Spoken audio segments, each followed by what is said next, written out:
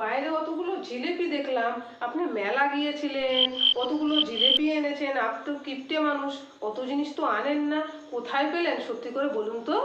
কোথায় পাবো আবার, মেলা থেকে এনেছি, একটা লোককে দাদা পাঠিয়েছি, ওর কাছ থেকে ঝেপে নিয়েছি। আপনার তো ঝাড়া স্বভাব, এই ঝাড়া স্বভাব কতদিন চলবে বলেন তো?